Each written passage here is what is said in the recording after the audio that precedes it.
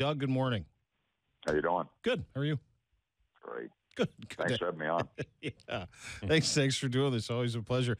So let me ask you, from a coaching perspective, let's say you're in the position that Babs is in right now. They're overachieving, playing really well, win again last night. From a coaching perspective, what does the loss of a Morgan Rielly mean to Mike Babcock and what he has to plan for and what he has to do, depending on how long he's out for? Yeah, I mean, look, it's a tough loss. Anytime you lose your best defenseman, it's a hole, and they've been a team that's been pretty fortunate all year. You know, you look at them and you look at Columbus; they've hardly had an injury all season. You know, Columbus lost Seth Jones for 3 weeks, and you know the Leafs have been pretty lucky with that, with respect to that, compared to some teams. So, anytime you lose your top minute guy, it's a problem. There's no doubt about that. He's become a real solid guy for them. So, you know, it's interesting who will step up, and it's an opportunity. Zaitsev looks like he's prepared to take on more minutes.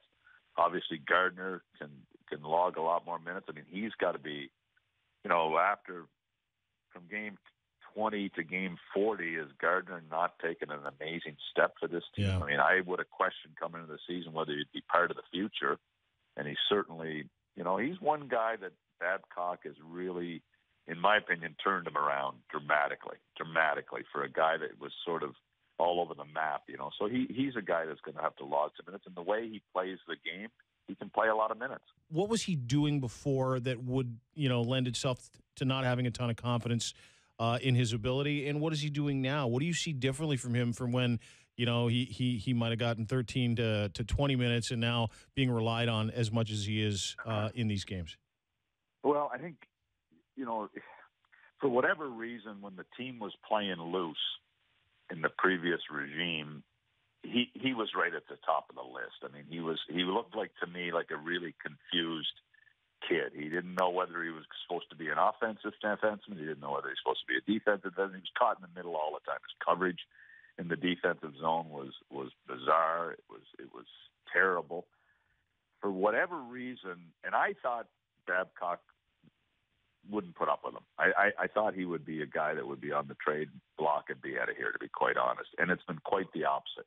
You know, Babcock seems to have given him a ton of confidence. Babcock has always liked guys that move the puck. I mean, that was the whole game plan in Detroit, the way they move the puck and come out of their own. They don't have the same type of defense, obviously, as led by a Lidstrom as they have here. But certainly, Gardner's thrived. He's looked more confident. He's played a lot.